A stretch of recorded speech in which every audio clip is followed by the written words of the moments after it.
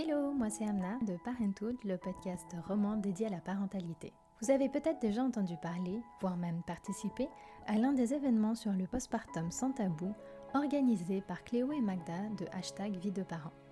Eh bien cet été, durant tout le mois de juillet, on vous propose un hors-série spécial de 5 épisodes dédiés à cet événement, avec tous les professionnels de la périnatalité qui y ont participé. Vous aurez ainsi le privilège d'entendre leurs présentations et leurs conseils à chacun et chacune d'entre eux, ainsi que celui de Curtis, le parent témoin de cet événement. Ces épisodes sont extrêmement précieux pour les parents qui peuvent se sentir seuls, isolés, effrayés par rapport à tout ce qu'ils peuvent vivre et découvrir, dans cette période très spéciale qu'est le postpartum. En espérant qu'ils vous apporteront des réponses, du réconfort, vous permettront de déculpabiliser, de vous sentir mieux dans votre peau et par rapport à vos décisions, je vous souhaite un beau et doux postpartum. Et maintenant, je vous laisse découvrir les nombreux conseils de Gaëtan, papa doula, pour bien vivre votre postpartum. Bonjour Gaëtan. Bonjour Amna, bonjour à tous. Je m'appelle Gaëtan, je suis papa de 2 enfants, bientôt 3 enfants, j'ai 35 ans. J'ai fait une formation, une deuxième formation professionnelle en tant que doula et j'ai créé une petite entreprise qui s'appelle Papa Doula et au travers de laquelle je propose des cycles d'ateliers pour les futurs papas. Des cycles d'ateliers à suivre pendant la grossesse afin de se préparer au mieux pour affronter tous les défis de cette période très stimulante qu'est le début de la paternité, le début de la parentalité. Donc on se concentre sur les phases, les périodes de la grossesse, de l'accouchement et du postpartum, et c'est de ça dont on parle aujourd'hui, c'est de ça dont on a parlé lors de l'événement du 1er avril, l'événement de #Vie de parents. Donc Gaëtan, tu as participé à cet événement avec ta casquette à la fois de papa, mais surtout en tant que professionnel. En tant que doula, oui. Je suis papa et doula et papa doula. Super, merci. On enregistre cet épisode suite à l'événement, un peu pour laisser une trace des discussions qui ont eu lieu et de ce sur quoi on a échangé lors de cet événement. Peut-être un disclaimer, un peu comme on l'a appelé. C'est vrai que dans l'événement, on s'est beaucoup concentré sur le postpartum et quelles étaient les attentes, les défis, enfin comment vivre cette période au mieux en ce qui concerne la femme, la mère, la nouvelle mère bien sûr d'une part, aussi par rapport au couple. On s'est moins concentré sur l'enfant, le bébé, sur l'accueil de cet enfant. On a parlé évidemment beaucoup d'allaitement et de plein de sujets très liés au nouveau-né, mais je trouvais intéressant de dire que évidemment cet enfant a une part pleine et entière à jouer dans cette nouvelle triade, enfin cette nouvelle famille, ce couple qui a évolué en famille. Et on n'a pas traité de tous les aspects soins du bébé ou développement du nouveau-né, ce genre de choses-là. Voilà, ça serait certainement l'objet d'un autre événement, mais évidemment, chaque sujet peut être approfondi. Oui, merci pour ce rappel, cette précision. Eh bien, Gaëtan, si on commence directement, ma première question, c'est vraiment pourquoi se préparer au postpartum ? Très bonne question, parce que le postpartum est une étape hyper importante du début de la vie de parents. C'est une étape qu'on a tendance un peu trop souvent à sous-estimer en se disant que on verra bien, c'est pas vraiment possible de s'y préparer, on sait pas exactement ce qui va nous tomber dessus et puis tout le monde est passé par là. Voilà. On saura bien le moment venu quand le bébé sera là. Alors oui, il y a évidemment une part un petit peu instinctive qui se met en place, forcément, mais il y a pas mal de difficultés et d'écueils qui peuvent être prévenus, écartés, si on prépare bien son postpartum. Alors on a tendance, on se prépare à la grossesse, quand on vit la grossesse, évidemment c'est une période qui est assez longue quand on la vit.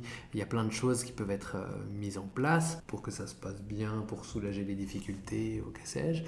On se prépare souvent beaucoup à l'accouchement, avec des préparations physiques, mentales, individuelles, en couple. Ça prend beaucoup d'importance, ce qui est très bien, parce que je pense qu'il faut que les parents trouvent se préparent au mieux, trouvent la façon qui leur convient le mieux à eux en tant que couple pour vivre cet événement et accueillir leur enfant. Et après, c'est vrai qu'on a tendance à sous-estimer un petit peu bien sûr. la suite. Ouais.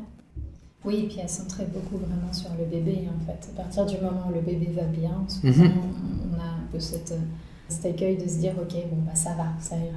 Le bébé va bien, donc du coup, c'est souvent ce qu'on nous dit. C'est vrai. Et c'est peut-être aussi pour ça que dans cet événement #vie de parents, on a mis plus le focus sur la mère, la femme et le couple. Parce que souvent on se dit, voilà, le bébé va bien, forcément on se concentre beaucoup sur le bébé, puis on a des risques d'oublier certaines composantes, comme des sujets qu'on va aborder tout à l'heure, enfin, la santé physique bien sûr, la reconstruction du corps de la femme, mais aussi la santé mentale. Et en parlant justement du corps de la femme, il y a aussi un peu cette notion de réaliser aussi que pendant la grossesse, on peut en tant que femme se sentir vulnérable. Souvent parce que voilà, il y a ce corps qui change, on a une image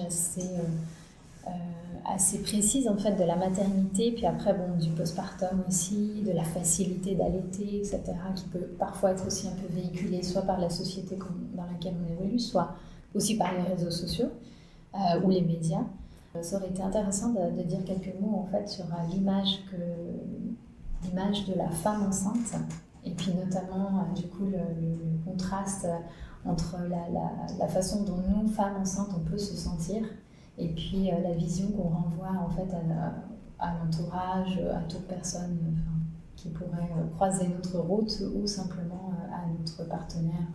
Forcément, il y a un décalage, en tant que papa, en tant que partenaire, on ne ressent pas directement tous les doutes, toutes les craintes qu'il peut y avoir, qu'une femme peut ressentir en elle, en voyant son corps évoluer, se transformer. J'ai l'impression il y a souvent un décalage, parce que quand on voit une femme enceinte, on dit elle est en train de... évidemment, on connote qu'il y a un projet, c'est quelque chose de positif, ce projet de naissance. Et on a peut-être des difficultés en tant que personne extérieure, partenaire, mais aussi tiers en fait, à accueillir les vulnérabilités et à accepter peut-être qu'il n'y a pas tout qui se passe bien, ce genre de choses-là. Je pense aussi que on a en tant que partenaire un rôle important pour renforcer la confiance que la femme enceinte peut avoir d'elle, et puis lui permettre de vivre au mieux, de traverser au mieux, d'affronter ses doutes, et puis de gérer ses vulnérabilités en fait. Et moi en fait, là où je l'accompagnais, c'est dans tous ces délires, j'ai envie de dire. Les délires où elle disait que est-ce que tu crois que bébé va être comme ça? Moi j'aimerais trop que bébé ait les yeux verts. Tu sais, c'est des trucs comme ça. En fait, au lieu de, je pense, de la faire redescendre sur terre en disant écoute, attends et tu verras, je m'adaptais à elle et puis je l'accompagnais dans ses rêves pour que ça se passe le mieux possible pour elle. Parce que je pense que quand on est négatif, on dit non, mais arrête, t'as pas les yeux verts, j'ai pas les yeux verts, on va pas avoir les yeux verts. Non, au contraire, moi je suis quelqu'un qui fait trop de blagues. Je lui disais, t'as qu'à manger que des pommes vertes ou des raisins verts. Peut-être avoir ces trucs, j'ai des bêtises.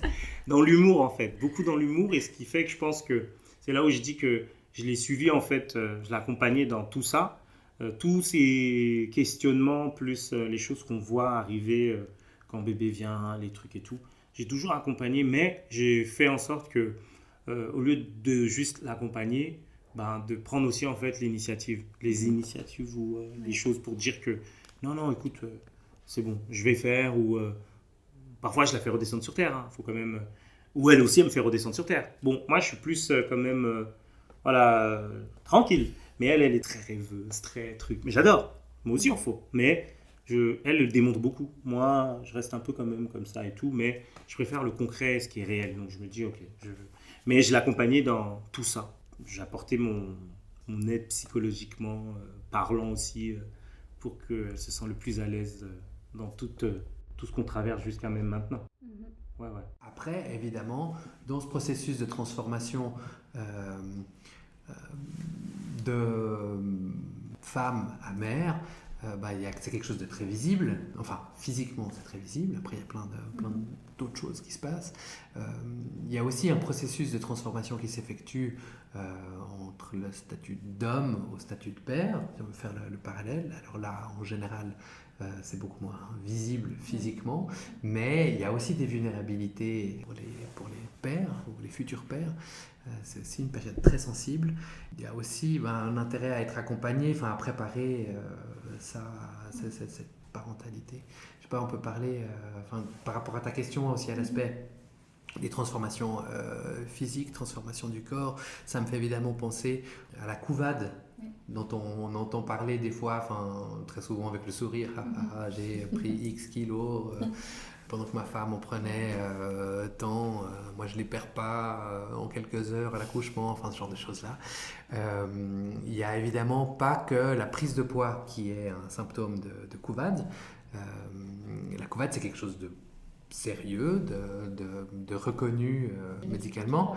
Le syndrome de la couvade, c'est un ensemble de symptômes qui se manifestent chez l'homme en lien avec une grossesse en cours chez sa partenaire. C'est une immense variété de symptômes qui sont traditionnellement liés à la grossesse. Alors ça peut être des troubles de l'appétit, comme des prises de poids, mais aussi des troubles digestifs, des nausées, ça peut être des insomnies, des saignements facilités, vraiment toute une palette de symptômes vraiment liés à la grossesse qui peuvent apparaître chez le partenaire. Selon les études, on recense plusieurs dizaines de symptômes, vraiment c'est peut être très étendu. Évidemment, on n'en parle pas beaucoup parce que c'est un sujet aussi un peu tabou. Il faudrait l'identifier aussi. Voilà, c'est assez compliqué. Mais quelque chose qui ressort, c'est qu'en fait, le nombre et l'importance des symptômes liés au syndrome de couvade sont proportionnels à l'importance du stress que provoque chez le futur papa la situation de grossesse de la partenaire et l'arrivée prochaine d'un enfant. On peut donc se dire que dans une situation d'une dynamique de couple où tout va bien, avec des vies individuelles qui se passent bien, tout se déroule sans problème et il n'y a pas de risque de couvade, si on veut, alors que dans une situation beaucoup plus chaotique, avec des difficultés de couple peut-être, des difficultés professionnelles, des doutes sur sa capacité à accueillir cet enfant, que ce soit émotionnellement ou matériellement, alors là il y a un terrain fertile pour une couvade manifestée par divers symptômes. Comme tu étais vraiment en contact de papas qui vivent en fait la grossesse avec leur partenaire, tu les revois aussi, il me semble, donc du coup ta dernière séance dans le cadre des cycles que tu organises, c'est une séance postnatale. Tout à fait. Est-ce que tu as identifié pour les papas des sujets particuliers de préoccupation ? Alors, c'est assez difficile, j'ai pas un recul non plus phénoménal, je peux pas faire des statistiques représentatives sur un échantillon de X dizaines de futurs papas. Mais effectivement, dans la 4e rencontre des cycles d'ateliers pour futurs papas, le futur est en parenthèse, il y a un atelier consacré à la grossesse, un atelier consacré à l'accouchement, un atelier consacré à la période du postpartum, et puis une rencontre postnatale à laquelle les papas peuvent venir suite à la naissance de leur enfant. Et dans ces rencontres-là, il n'y a pas vraiment de plan, c'est vraiment chacun partage ce qu'il a envie. Des fois, ça tourne plus au débrief de l'accouchement, aux confrontations des expériences de chacun, avec des récits très détaillés de tout ce qui a pu être vécu. Et là, il y a un besoin aussi de pouvoir exprimer tout ce qui s'est passé, que ce soit positif ou négatif. Et des fois, il y a plein de... ça ressort genre « Ah oui, toi aussi, il y a eu ça. Ah, moi, il y a... » il y a vraiment cette dynamique de réseau qui se met en place et qui est intéressante. Et sinon, évidemment, dans le postpartum, il y a des problématiques qui arrivent. Vu que les papas viennent, en règle générale, quelques semaines après la naissance de leur enfant, ils sont encore le nez dans le guidon. j'ai l'impression qu'il y a beaucoup de craintes qui sont des craintes des vulnérabilités de couple, on va dire. C'est en lien avec l'allaitement qui se passe plus ou moins bien, avec des soucis physiques de leur partenaire. Et puis c'est pas vraiment des choses spécifiques au papa qui ressortent. D'accord. Aussi des questions liées au sommeil, par exemple, ce genre d'équilibre, en fait, vraiment, d'équilibre de vie de postpartum, en fait, qui se mettent en place. Est-ce que c'est peut-être un petit peu tôt pour qu'il y ait vraiment des problématiques masculines, tu vois, de papa qui arrivent? Et avant, durant les ateliers justement prénataux, il n'y a pas, je sais pas, des sujets d'inquiétude plutôt liés à la notion un peu de, je dis n'importe quoi, mais je pense au côté financier, les voyages, la liberté, tu vois, toutes ces choses et tout qui par moment aussi peuvent peut-être un peu faire craindre qu'il y ait un gros changement en fait. Alors il y a, c'est sûr quand on les confronte à la nécessité d'aménager leur emploi du temps, de voir comment ça va évaluer, quelle place est-ce qu'ils sont prêts comme ça à accorder à l'enfant sans se rendre compte encore vraiment de ce qu'il va falloir faire. Là, il y a plein d'aménagements qui ressortent. Alors là, ça fait un reality check par rapport à leur vie d'hommes sans enfants. J'ai pas encore été confronté à une situation de doute trop fort. J'ai aussi, c'est peut-être aussi parce que ça fait pas très longtemps que j'ai lancé ces ateliers et puis que les papas que j'ai sont des papas déjà, des futurs papas sensibilisés et entre guillemets privilégiés, qui sont tous dans une démarche très positive, volontariste, d'accueil de cet enfant, de faire les choses le mieux possible et tout ça. Donc il y a peu de ces problèmes de comment est-ce qu'on va faire qui ressortent. Mais évidemment, mais je pense pas que ce soit des choses strictement de papa, c'est des problématiques de parents en fait.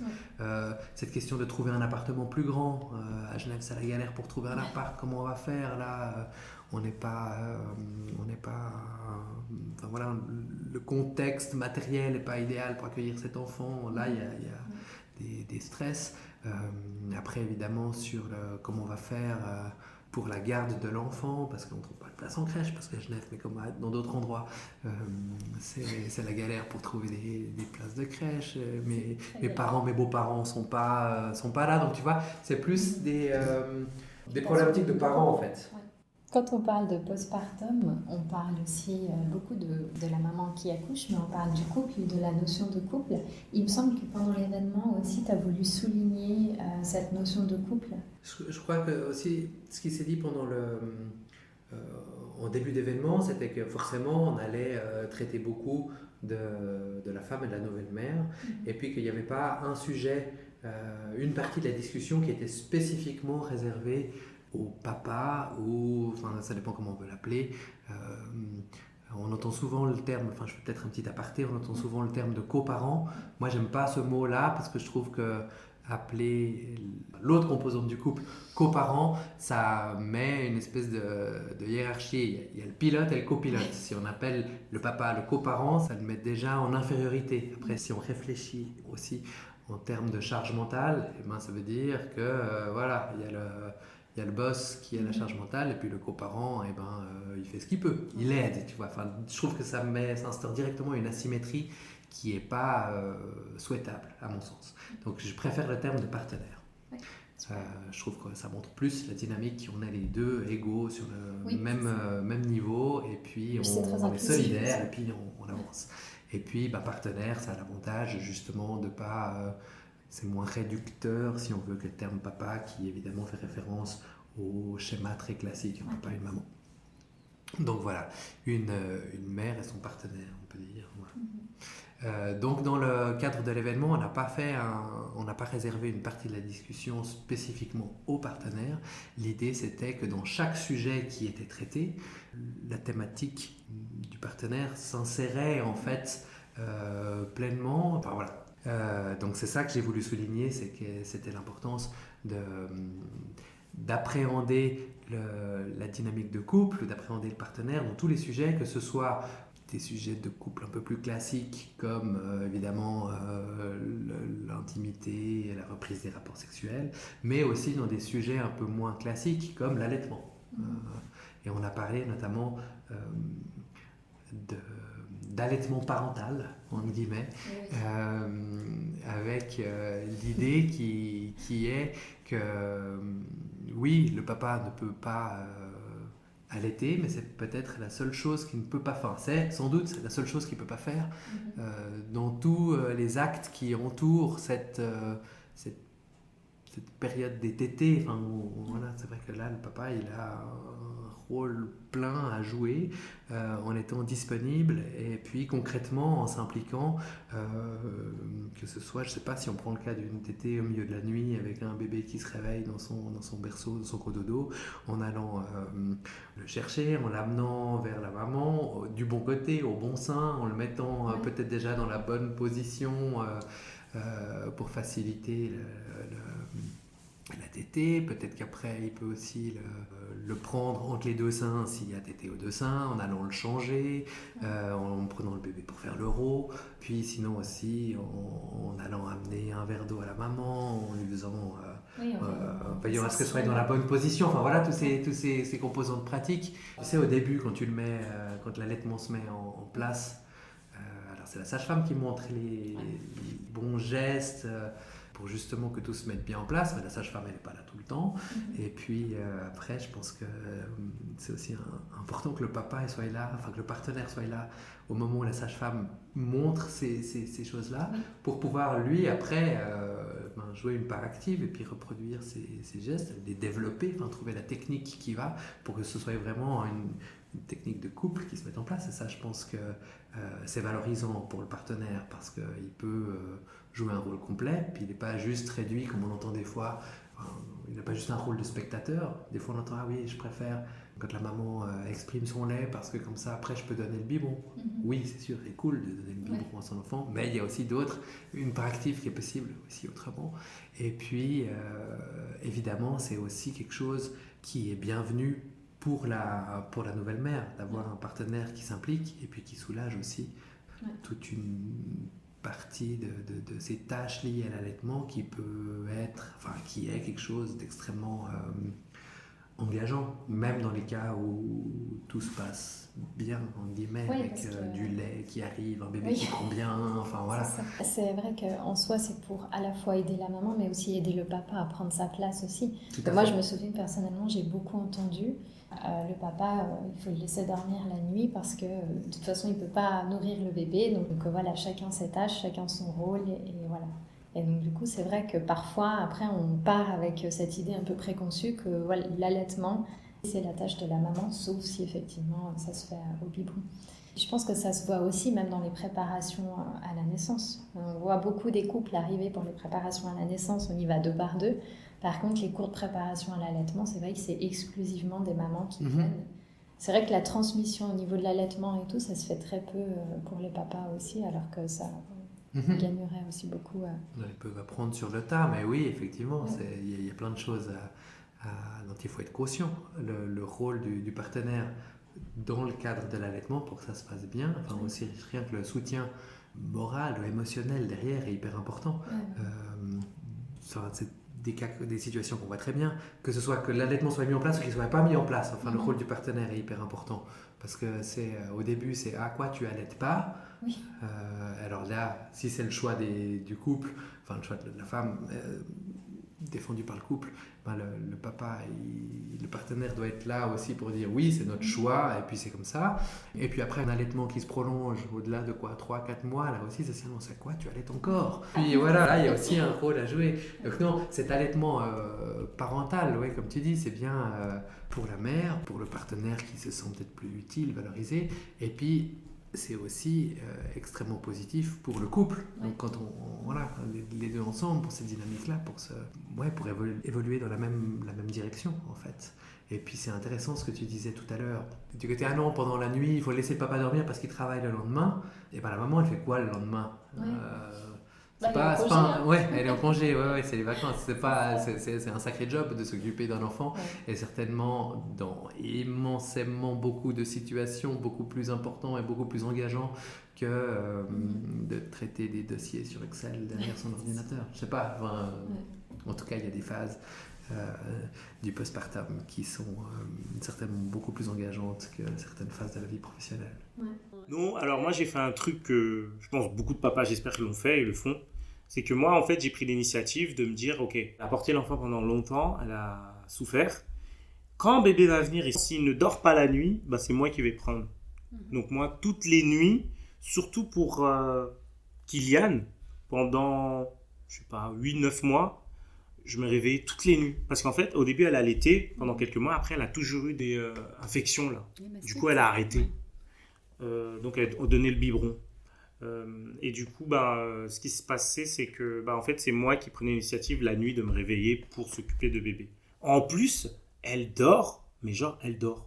Et elle dort, mais vraiment, c'est grave. Hein. Mais elle m'a dit, Curtis, par contre, quand tu n'es pas là, quand tu es en voyage ou tu fais tes trucs, non, là, je dors pas. Je me réveille. Mais je pense que c'est parce que je sais que tu es là. Ouais, c'est donc fou, je profite. Tu vois. Ouais, donc elle me l'a dit plusieurs fois en fait. Ouais. Parce que parfois dans les nuits, je l'entends bébé pleurer et puis je suis fatigué. Soit je me dis, elle fait exprès, elle dort. Soit elle fait exprès, soit vraiment elle dort. Et du coup, en fait, non, elle dormait vraiment. Donc du coup, je m'occupais de bébé. Et par rapport au boulot, juste pour revenir dessus, parce que c'est vrai qu'on dit que la femme, le sommeil, tout ça, bébé, tac, tac, c'est vrai. Mais c'est vrai que nous, parfois, à cause des congés paternité qui n'est pas si long que ça ou autre, on doit parfois reprendre le boulot, mais en même temps, on doit subir le truc de la famille et tout. C'est pas négatif ce que je dis, mais c'est que je dis juste que le fait de travailler et après rentrer le soir, m'occuper de ma famille, même la nuit, ça fait que je me plains pas, je culpabilise pas non plus, mais je dis juste que genre, je trouvais qu'il y avait un peu ce côté où je me dois en fait de faire ça, parce qu'elle aussi, c'est vrai que c'est dur. Donc ça, c'est mon côté dur à moi, de combiner ce peu d'heures de sommeil, plus travailler, plus truc. C'était le truc le plus difficile, mais je l'ai accepté, je le faisais, parce que je sais que ça va pas durer toute la vie. C'est juste une période, ça peut durer 6 mois, 7 mois, 1 an, 2 ans, 3 ans. C'est pas grave, je l'accepte. Le plus important pour moi, c'est que tout va bien. Que tout aille bien. C'est tout ça. Juste ça. Le bien. C'est tout ce que je veux. Après, on parle beaucoup de ce truc, oui, l'allaitement, non, l'allaitement. Alors évidemment, on va pas refaire ce débat ici. Mais par rapport au choix, j'ai choisi d'allaiter. Oui, on a choisi d'allaiter. Super, c'est une chose. Mais peut-être que ça ne va pas marcher. Et ça, c'est quelque chose que les gens n'ont pas vraiment en tête. Et d'où l'intérêt aussi de préparer son postpartum. C'est de savoir que, évidemment, dans le meilleur des cas, notre choix va se traduire dans les faits. Mais des fois, l'allaitement ne marche pas, marche un peu, marche quelques jours, et puis plus du tout. Il peut y avoir des complications importantes qui font qu'on l'abandonne après quelques semaines. Et ça peut être très dur aussi à vivre sur le point de la santé mentale, enfin, quand on s'est tellement préparé à allaiter son enfant, puis en fait de se rendre compte qu'on n'est pas capable, que notre corps nous lâche, enfin, c'est quelque chose qui est hyper dur à accepter. Et puis ça, c'est une des vulnérabilités du postpartum qu'il faut avoir en tête pour pouvoir surmonter au mieux ces déconvenues-là. Enfin, c'est qu'une des vulnérabilités parmi tant d'autres, mais il y a énormément de choses à dire là-dessus. Oui. Non, et c'est vrai que plus on est préparé, mieux on sait ce qui peut ou pas nous attendre, parce que bien sûr, c'est pas une fatalité, on va pas forcément avoir ce problème-là, mais au moins savoir les identifier, savoir que ça existe, et pouvoir reconnaître le jour où ça nous arrive éventuellement, que c'est normal, on le savait, on n'est pas les seuls. C'est comme pour la préparation à l'accouchement. On parlait tout à l'heure qu'il y a beaucoup d'énergie qui est mise pour cette phase au final assez courte. Pour une première naissance, c'est 12 heures, mais ça peut être beaucoup moins, ça peut être beaucoup plus. Mais ça va être au max 2 jours, on va dire. Le postpartum, c'est beaucoup plus long que ces 2 jours-là. Alors pour l'accouchement, oui, on a envie de savoir quelles sont les options, rien que pour le déclenchement du travail, péri, pas de péri, les méthodes de gestion de la douleur, qu'est-ce qu'on fait, comment on s'y prépare. voilà, tout ce projet de naissance qui se met en place. Si on est confronté à une césarienne, qu'est-ce qu'on peut faire, tout ça.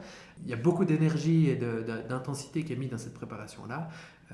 Et ben, il y a autant de besoins d'informations et autant de choix à faire en lien avec le postpartum qu'en lien avec l'accouchement. Voilà, d'où l'intérêt vraiment de s'y préparer puis de recueillir des infos. Évidemment, on peut le faire quand on est confronté à une difficulté dans le postpartum, mais c'est une période tellement engageante et voilà, intense en termes d'énergie que est-ce qu'on va vraiment faire cette recherche, est-ce que ce sera un choix éclairé, si on a la possibilité, autant essayer de se poser ces questions déjà en amont. Ça va permettre aussi aux couples de cimenter leur projet de parents, en fait, d'aborder ces questions déjà avant que l'enfant soit là.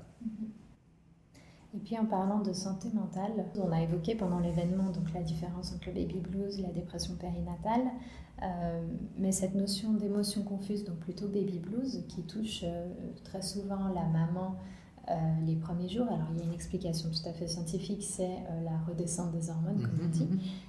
Mais est-ce que les papas, ça peut aussi les toucher? Alors, parce que les hormones, ça peut, alors peut-être pas physiquement, mais il y a quand même certaines hormones qui touchent aussi, j'imagine, quand même les papas. Et donc du coup, la phase, elle peut être vécue par le couple et pas seulement par la maman qui a accouché, j'imagine. Tout à fait. Alors, il faudra demander à Noémie, qui est la spécialiste évidemment de ces questions-là, mais il est établi, elle vous le rappellera, que il y a des changements hormonaux qui sont également constatés durant la grossesse chez le partenaire, avec notamment une augmentation des niveaux de cytocine et une baisse des niveaux de testostérone. Donc, il y a des transformations hormonales moins intenses que pour la femme enceinte. Je ne sais pas exactement comment ça se passe au niveau de cette chute hormonale qui, chez la femme est liée aussi à au fait que l'enfant est sorti du corps. Mais oui, le papa est également sujet à ces émotions confuses-là au début. Mais évidemment, comme pour la maman, quand on rajoute les ingrédients de fatigue et de perte de repères, c'est la porte ouverte à un état altéré, on va dire.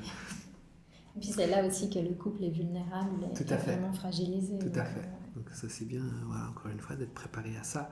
Et puis après, cette période du baby blues qui dure, on dit, au maximum 2 semaines, eh bien oui, les papas sont également sujets à des dépressions postpartum. Le tout est tabou, mais dans les chiffres, on estime que si 15% des mères font une dépression postpartum, ce serait 10% des pères qui seraient concernés, avec des symptômes différents et puis des manifestations un peu différentes. Elle encore, Noémie pourra...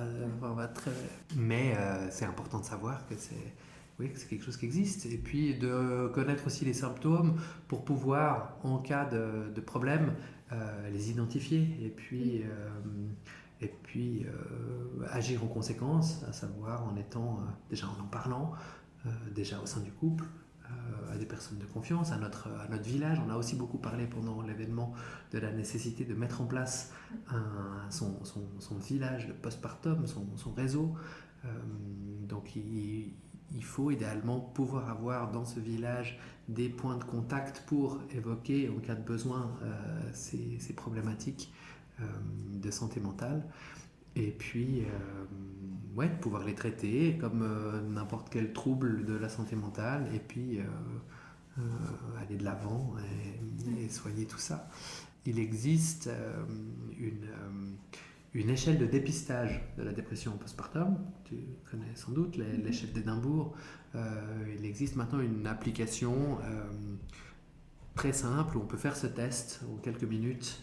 Même pendant les dures journées de postpartum, je pense qu'on peut trouver quelques minutes pour le faire. C'est 10 questions et l'idée c'est de faire ce test toutes les semaines pour voir une certaine évolution.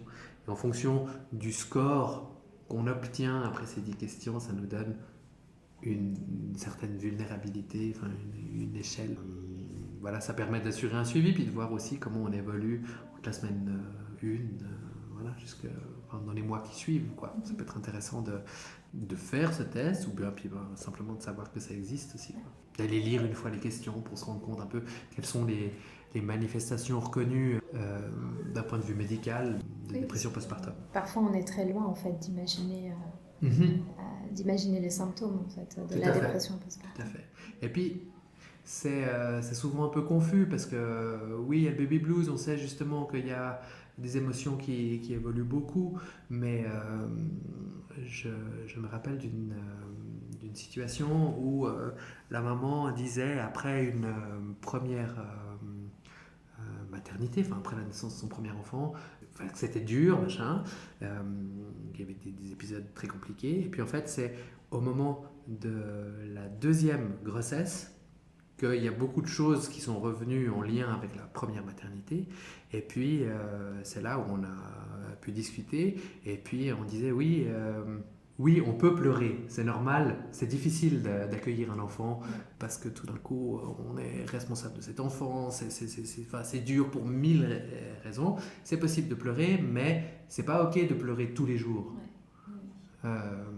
Et en fait, le partenaire dans cette situation-là que j'ai en tête aussi disait ouais, ok, c'est difficile, mais ils ne savaient pas, et c'était leur premier enfant, ils ne se rendaient pas compte, et puis ils pensaient que c'était juste normal en fait.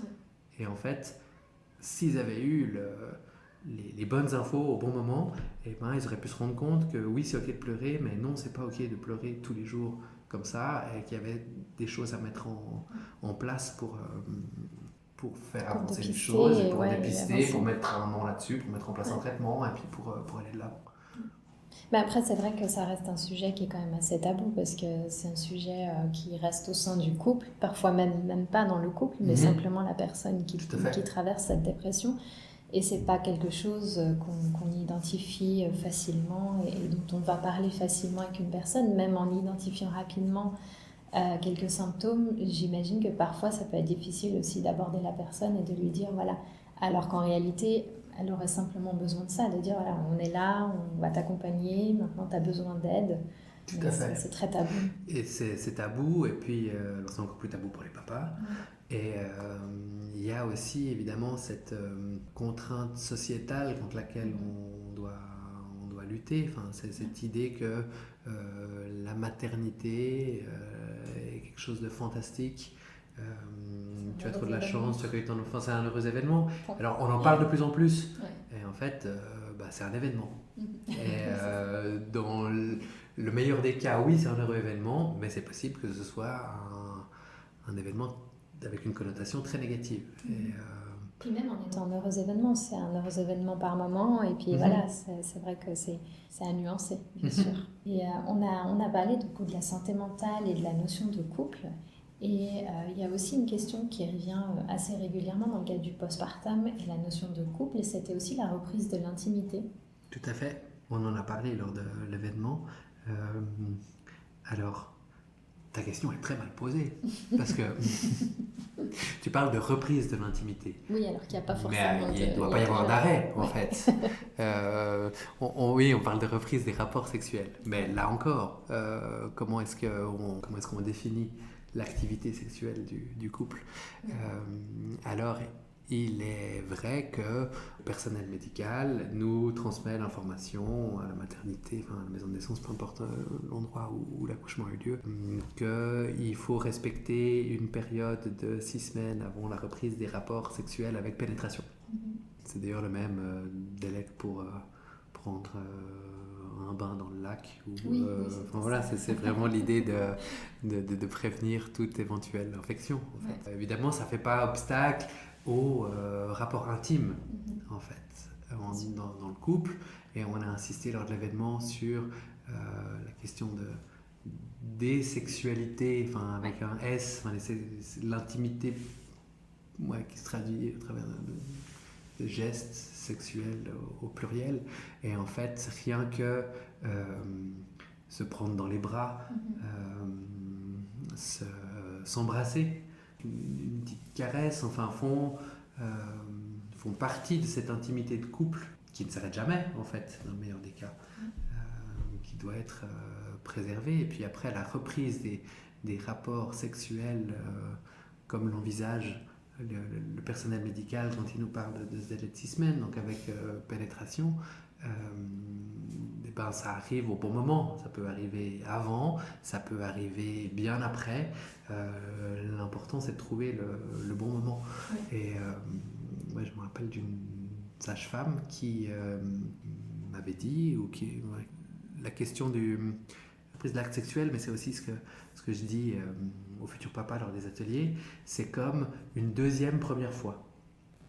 Et alors, après, on n'a pas envie de savoir la première fois de tout le monde, mais l'idée, c'est qu'il faut juste y accorder une intention particulière et puis faire ça en accord, en fait, entre les deux composantes du couple. Oui, et puis il y a tant de facteurs qui sont inhérents au couple, et puis même à la maman qui vient d'accoucher, c'est complètement différent d'une personne à une autre, d'un couple à un autre. Ça. Mais les deux choses à retenir en termes de sexualité et de postpartum, c'est vraiment cette idée que chaque geste physique permet aussi de soigner ce lien dans le couple. Et puis la deuxième chose, c'est de garder la communication active et ouverte sur ces sujets-là. Ça, c'est aussi un gros risque, c'est tout d'un coup de couper ce lien-là et puis de nourrir individuellement des ressentis, des insatisfactions, ça évidemment. Ouais. Non, et cette notion que tu as mentionnée de garder en fait le contact par des gestes aussi au quotidien, c'est essentiel. Parce que c'est vrai que là, on passe de couple à couple parental. Il y a tellement de choses qui entrent en ligne de compte. Il y a plein de petits changements qu'on n'imagine même pas, en fait. Ouais, le couple, il évolue. Et dans ce cadre-là, il y a de nouvelles sensations, il y a de nouvelles choses aussi qui naissent. Et c'est vrai que là, le moindre petit geste aussi, ça continue à consolider le couple aussi, si tout se passe bien, bien sûr. Mais ça a une importance toute particulière. C'est pas parce que l'enfant arrive et que la famille se crée que le couple disparaît. Les deux s'entrelacent, évoluent en parallèle. Alors oui, des fois on est plus papa, des fois on est plus amant, et voilà, ça change. Et c'est une situation, une évolution qu'il faut apprivoiser, qu'il faut gérer. Après, à deux, c'est mieux. Oui, c'est mieux. C'est vrai qu'après, on voit aussi qu'il y a de nouveaux défis qui attendent le couple ensuite au fil des mois. Voilà. Et donc, c'est vrai que si on arrive à le consolider encore juste après la naissance de l'enfant, on ne fait que gagner en fait en puissance pour ce qui arrive après, parce que c'est là où il y a d'autres difficultés qui vont gentiment rentrer en ligne de compte dans l'éducation de l'enfant. Mais oui, c'est vrai qu'à la maternité aussi, parfois, on arrive avec les messages qu'on nous donne, on nous parle de 6 semaines, alors on n'arrive pas du tout à se projeter dans 6 semaines. Souvent, on nous donne aussi une ordonnance pour la pilule. C'est ça. Que ça peut paraître clairement aussi un peu choquant. Ils ont ce rôle de promotion de la santé, en fait. Ouais. Et c'est des informations qu'ils doivent donner. Et l'ordonnance pour la pilule, ça nous est balancé comme ça après... les 2-3 jours de postpartum, ça tombe un peu de nulle part, mais ils le font aussi parce qu'il y a des femmes qui ne vont pas au contrôle gynécologique des 6 semaines.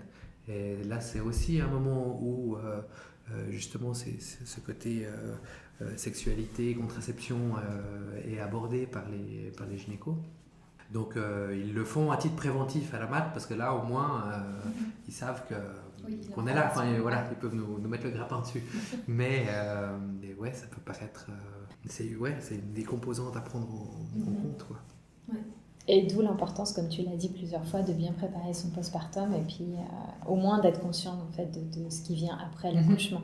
Parce que voilà, c'est vrai qu'on concentre tous nos efforts sur les cours de préparation à la naissance. Et heureusement, maintenant, on a de plus en plus de préparation, on a de plus en plus d'informations. C'est ça, d'outils concrets, mais aussi, l'information, c'est un outil de fou pour pouvoir justement, le moment venu, prendre les bonnes décisions, agir comme, d'une façon qui nous correspond.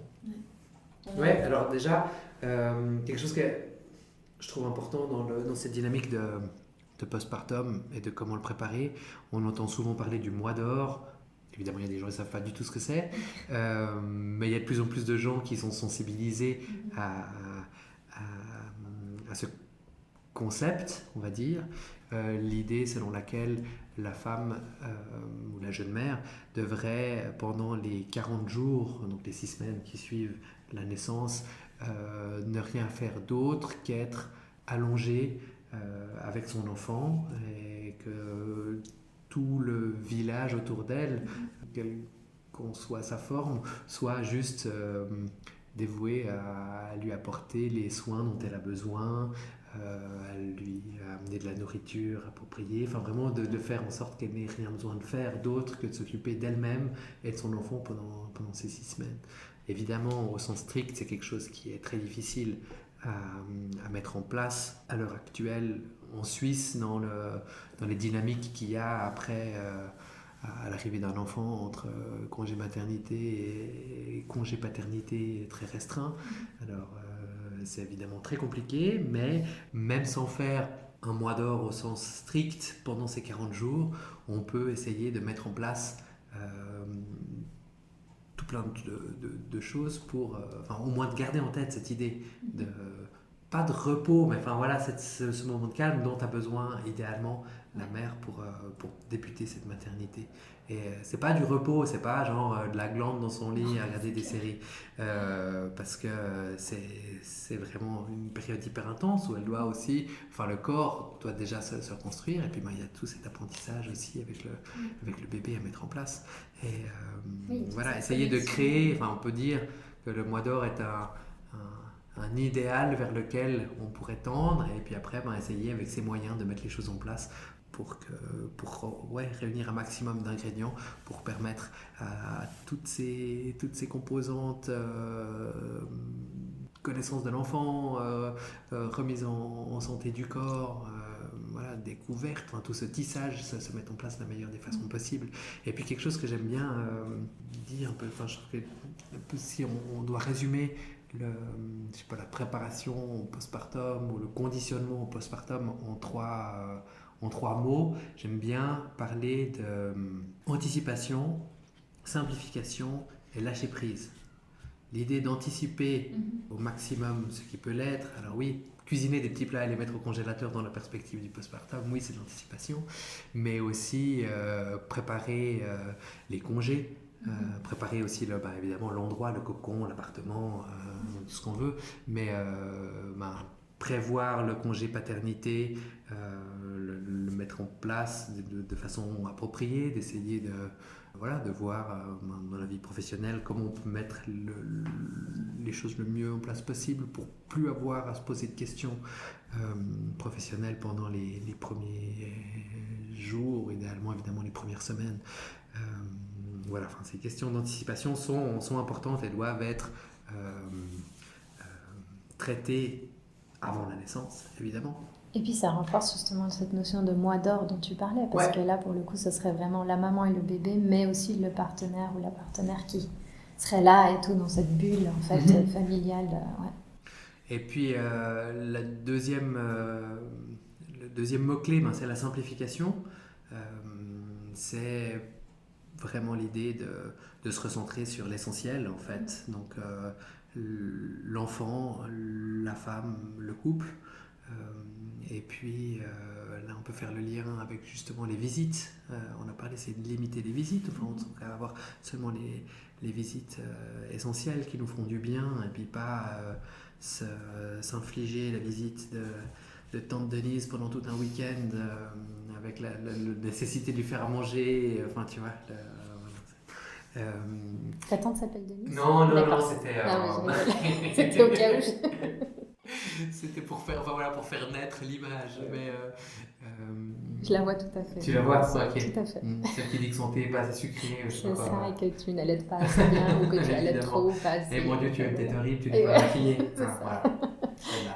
Donc, simplifier, mais aussi simplifier la logistique à la maison. On a parlé du petit chariot d'allaitement pendant l'événement. L'idée d'avoir tout à portée de main, peut-être de mettre un matelas par terre dans le salon aussi, pour que tout le monde puisse être à l'aise, que ça se passe bien, réfléchir à ces choses-là. Dans la simplification, il y a aussi cette idée, par exemple, de se faire livrer les courses à domicile. Tu vois, tu supprimes l'étape d'aller acheter les produits frais au magasin du coin. Ça joue aussi son rôle. Donc, anticipation, simplification, et puis lâcher prise. Ça, c'est évidemment quelque chose d'essentiel, qui est peut-être encore le plus dur à faire. C'est d'accepter que tout ne soit pas parfait, d'accepter que nos souhaits ne se réalisent pas, et puis d'accepter que ce soit dur, d'accepter que ce soit compliqué, et puis voilà, de ne pas se mettre la pression par rapport à ça. Et aussi par rapport à la logistique domestique, quoi. Lâcher prise, sous la poussière c'est propre. Voilà, on n'a pas, tant pis si tout n'est pas parfait, on se concentre sur l'essentiel. Et puis voilà, on kiffe après, quoi. C'est vrai que une fois qu'on a réussi à mettre tout ça en place, et puis le lâcher prise, c'est vrai que c'est essentiel. Je pense que c'est ce qu'on apprend quand on devient parent. C'est la notion essentielle de la parentalité, j'ai l'impression. Parce que lâcher prise, flexibilité, adaptabilité. Ouais. Pour moi, c'est un peu un lot, tu vois, ça va ensemble. Mais oui, entre les attentes irréalistes qu'on a, mais on ne réalise absolument pas qu'elles sont irréalistes avant de rentrer dans la parentalité, puis petit à petit, voilà. Et savoir aussi que voilà, quand on lâche prise sur certaines choses, c'est pas un échec de notre part, c'est pas qu'on n'a pas réussi à faire quelque chose, c'est simplement qu'on avait minimisé en fait la charge de travail que ça pouvait nous demander et que tout c'est clair, puis on n'est pas tout seul à décider et à faire, quoi. Oui. Déjà, l'enfant tout nouveau-né nous montre qu'il est là et que c'est pas à nous de décider pour lui, quoi. Oui, effectivement. J'étais préparé psychologiquement. Je pense qu'il y a ce côté-là où tu sais qu'un enfant, ça met 9 mois pour venir. T'as 9 mois pour... 6 mois, parce que parfois tu apprends la nouvelle que plus tard, mais t'as genre tout ce temps pour te préparer. Même quand tu te prépares et que l'enfant sort, c'est encore différent. Donc tu peux toujours penser genre, moi je vais être comme ça. La réalité fait que quand l'enfant il est là, non, ce que tu as dit avant, ça peut tout de suite tourner parce que tu sais pas. Tant qu'il est dans le ventre, tout va bien. Parce qu'il est là, il fait sa vie en fait.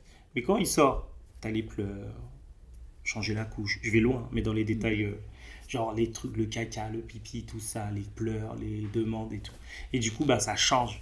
On ne peut pas dire qu'un enfant va pleurer tant comme ça quand il va sortir, comme genre quand il est là et tout ça, la vie pendant quelques mois. Comme on peut se dire, il va être trop doux, tout. On ne sait pas, c'est la surprise. Donc, on se prépare psychologiquement, mais tout ce qu'on a préparé, en fait, il faut s'adapter et ça change, en fait. Voilà, si je parle de postpartum pour les nuls en 5 minutes, je pense que je cadrerai tout autour de ces 3 mots. Anticipation, simplification et lâcher prise. Merci beaucoup. Merci à toi.